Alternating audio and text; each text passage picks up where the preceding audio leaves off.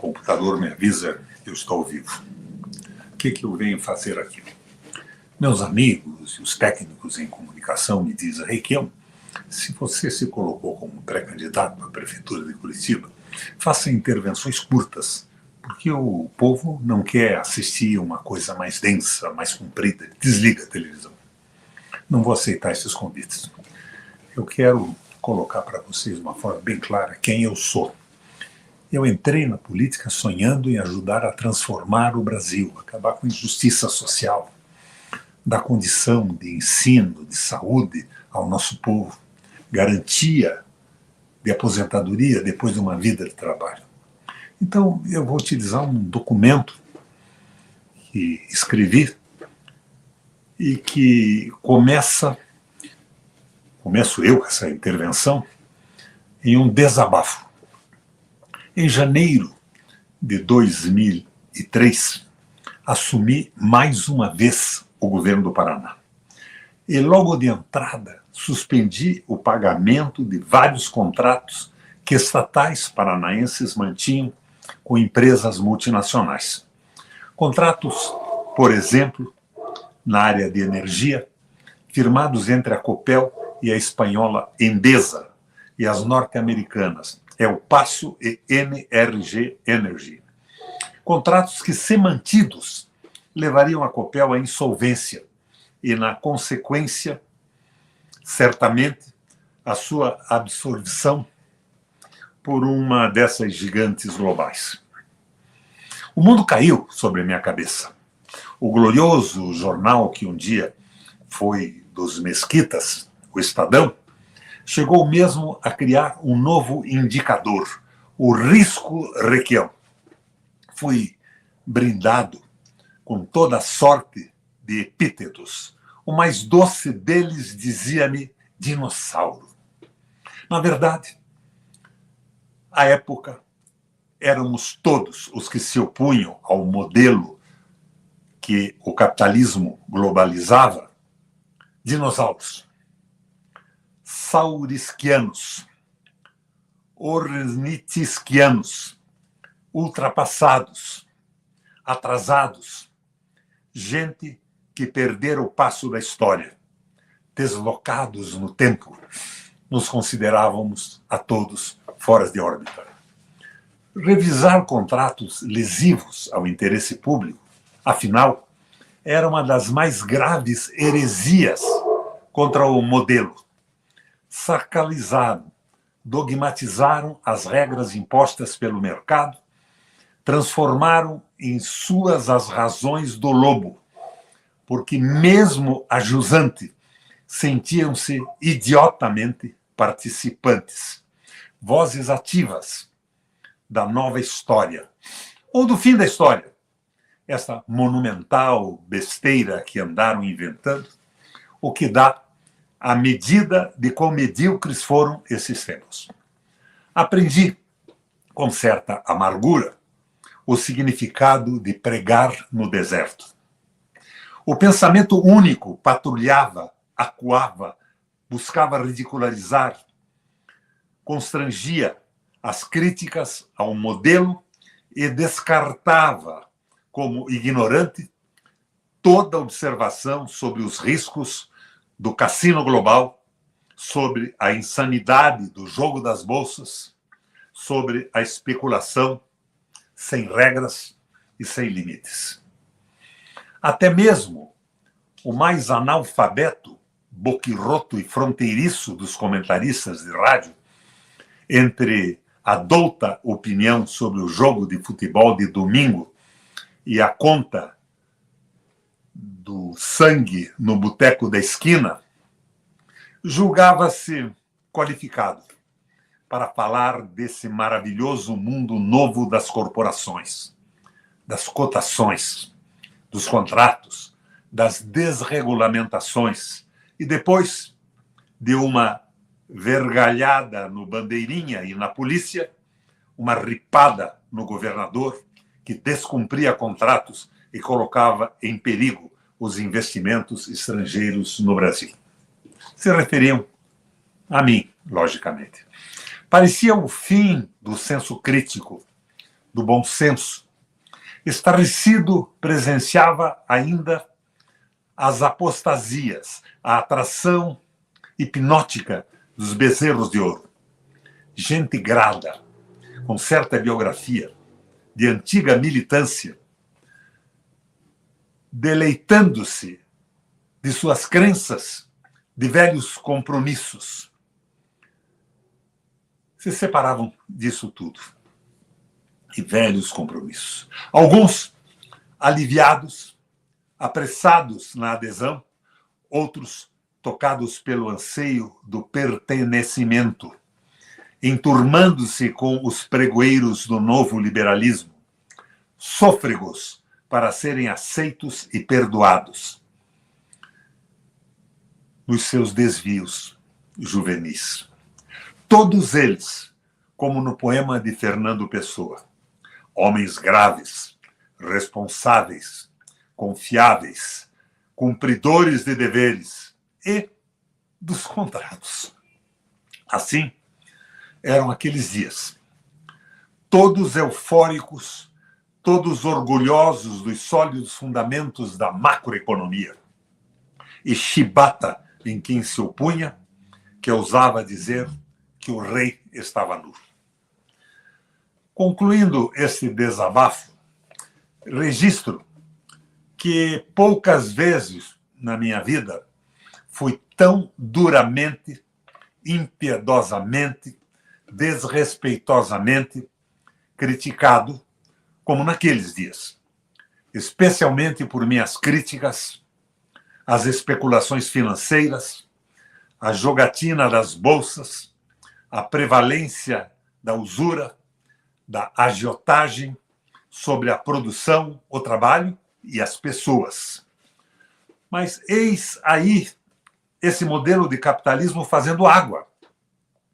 O molde que tem o capital financeiro na especulação financeira, seu eixo, que se impôs, sobrepôs, expandiu-se, reinou a partir dos anos 80, os gloriosos anos. Reagan, Thatcher, que se alastrou com velocidade ainda maior com o fim da União Soviética, a grande tragédia do século XX, segundo Vladimir Putin. Na verdade, o modelo já trazia no ventre o DNA da crise.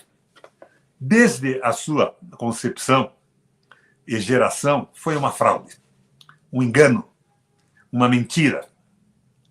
Qual é a ideia?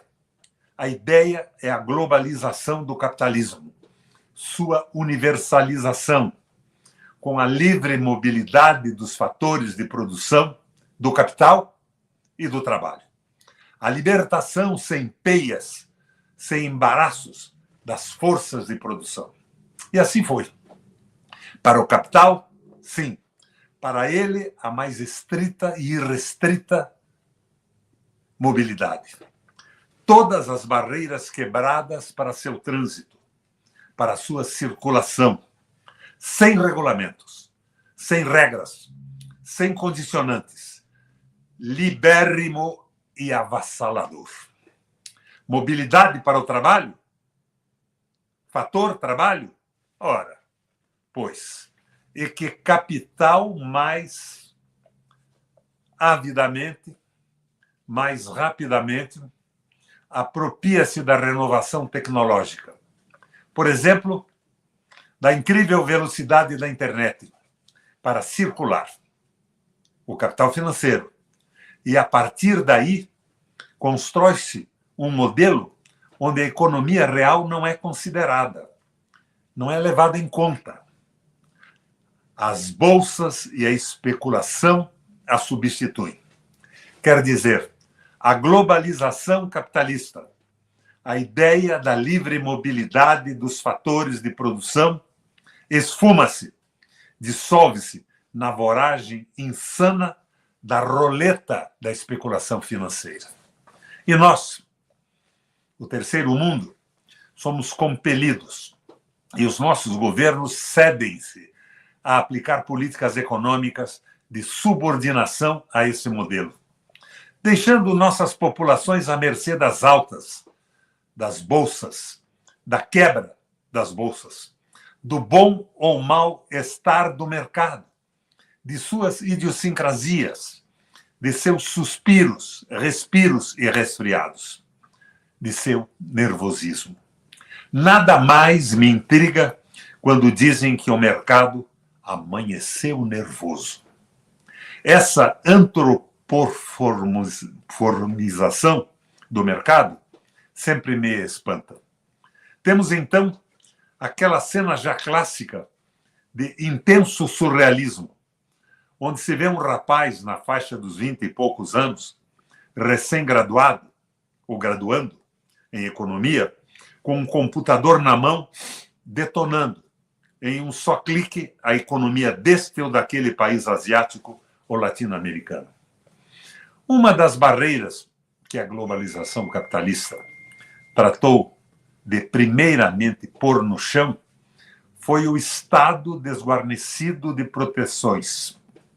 O Estado, notadamente os do Sul, transformaram-se em empresas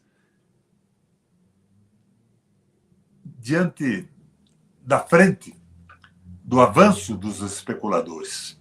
Na verdade, não é apenas ao capital financeiro e sua necessidade vital, vampiresca de absoluta liberdade de ação, que interessa o enfraquecimento do Estado.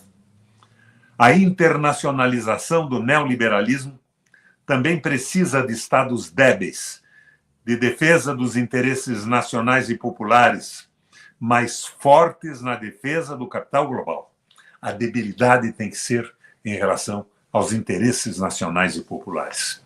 Diante disso, não compartilho com entusiasmo de alguns quando se vê o Estado norte-americano, os Estados europeus e asiáticos intervindo na crise, propondo medidas que parecem contrassenso em relação aos preceitos neoliberais. Alguma regulação para evitar o desvario dos especuladores não quer dizer revigoramento do Estado. Socorro ao sistema financeiro para que tudo mais não sobre, não seja levado na enxurrada da crise. Não quer dizer revigoramento do Estado. Na verdade, é o Estado cumprindo o seu estrito papel, na sua razão de ser, segundo o ponto de vista dos neoliberais, que é dar sustentação ao capital financeiro. Logo, acho um tanto quanto imprudente esperar que a crise financeira, que hoje resulte como a crise de 29, em uma revisão profunda do papel do Estado, que tenhamos de volta qualquer coisa assemelhada ao estado de bem-estar social. Enfim, perdoe-me. Perdoe-me o pessimismo, mas não vejo nenhuma chama para o senhor John Maynard Keynes. Ou os senhores acham que as razões políticas, econômicas e principalmente ideológicas que levaram ao estraçalhamento do welfare state debilitaram-se com a crise atual? Não, não acredito. O fim do estado de bem-estar social se dá para reduzir os comensais à mesa. Afinal, o estado de bem-estar social não deixa de ser um estado capitalista. Uma sociedade de classes, com contradições de classes. E quando o pão torna-se escasso, findaram-se todas as veleidades distributivistas.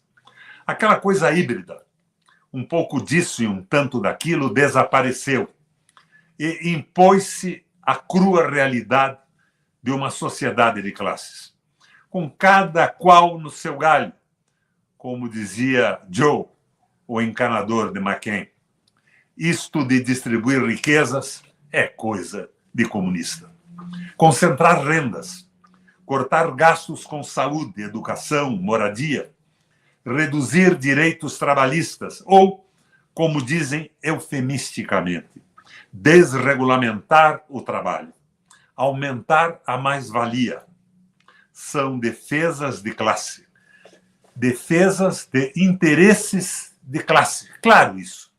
Acredito, no entanto, que a crise fortaleça os nossos pontos de vista.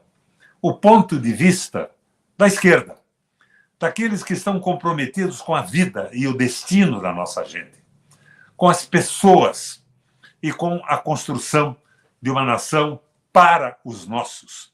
Se não temos pretensão de eliminação das desigualdades nas quadras desse sistema, podemos reduzir essas desigualdades, fazer com que o mundo seja menos áspero, menos brutal. A crise, enfim, é a grande oportunidade para discutir e formular alternativas, para buscar um outro caminho, para construir esse outro caminho. Desta crise tem que nos levar a um novo modelo de Estado. De todo modo, como a crise está aí, devemos pensar o que fazer agora. Que medidas para enfrentar, no curto prazo, os efeitos da debacle, da destruição da economia, da nação e do país. Sabemos a discussão e submetemos a ela algumas ideias. Por exemplo, a estatização do crédito. Em vez de ficar repassando dinheiro para os bancos investirem em letras do Tesouro, o Estado deveria assumir a condução de uma política de financiamento extremamente agressiva, forçando também os bancos a abrirem linhas de crédito para o empresariado brasileiro, especialmente para a indústria. Cadê a famosa política industrial, que nunca sai do papel? É possível fazê-la deixar de ser letra morta com o direcionamento do crédito, com a estatização? É a encruzilhada de nosso destino como nação. Fortes, maciços investimentos industriais, criando com isso condições para o desenvolvimento real. Ou selamos a nossa história como meros produtores de commodity, como as agrícolas, consolidando a nossa augusta presença no mundo subdesenvolvido, no atraso e na periferia. E fico imaginando a reação de alguns setores a propostas como esta. Fala-se em estatizar e já se notam ataques de urticária incomodando as patrulhas neoliberais, em especial em nossa gloriosa mídia, sempre alerta, eternamente vigilante. Pouco se dá que os países centrais façam exatamente isso. Eles podem. Aqui é sacrilégio. Além do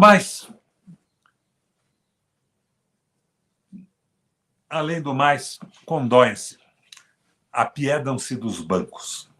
Ainda que no terceiro trimestre desse ano, os bancos tenham lucrado mais que todos os outros setores da economia somados. Isto mesmo, os ganhos de 15 bancos foram superiores aos ganhos de 201 empresas não financeiras. Minha gente, isso foi escrito depois do meu terceiro mandato, lá atrás, 2004, por aí. Quando a agiotagem, os juros, a especulação dão mais resultados que a produção, é sinal de que alguma coisa não vai bem. Citando Luiz Gonzaga Beluso em uma entrevista à Carta Maior, abre aspas, é preciso deixar de lado a esperança liberal de que os bancos vão agir em benefício da sociedade e do desenvolvimento. O governo tem que injetar crédito na veia do setor produtivo. Desenvolvimento industrial e investimentos em infraestrutura. Há quantos séculos chamam-se por investimentos em infraestrutura em nosso país? Clamam-se por investimentos em infraestrutura em nosso país. É uma dessas ladainhas que se repetem enfadonhamente há tanto tempo. Pois bem, Ainda hoje, 60% de nosso território não são acessados por estrada de ferro, rodovia ou avião, e não tem energia elétrica ou telefone. Não existe nenhuma chance de construirmos uma economia forte, um país plenamente desenvolvido, socialmente equilibrado, com deficiências de infraestrutura tão grandes. Outro ponto é o controle do câmbio. Centralização e controle. Um país que pretenda ser zeloso de sua soberania, senhor de suas decisões na área econômica, não pode deixar o câmbio solto, sem vigilância, submetido aos azares da conjuntura. Como propõe o professor Lessa, todas as operações cambiais deveriam ser centralizadas no Banco do Brasil, cabendo ao Banco Central esclarecer as circunstâncias dos fluxos. O país precisa saber, sua soberania exige que saiba as condições de todas as operações de câmbio. Acrescentaria aqui mais uma proposta: a desoneração do consumo. Uma reforma tributária que diminua os impostos sobre os bens de consumo que o salário compra. Eu estou fazendo isso no Paraná. Estou reduzindo de 18% para 12% o ICMS sobre 95 mil produtos de consumo dos assalariados. Ao mesmo tempo, para equilibrar a arrecadação, elevo as alíquotas de produtos que não influam diretamente sobre os preços do que os assalariados consomem.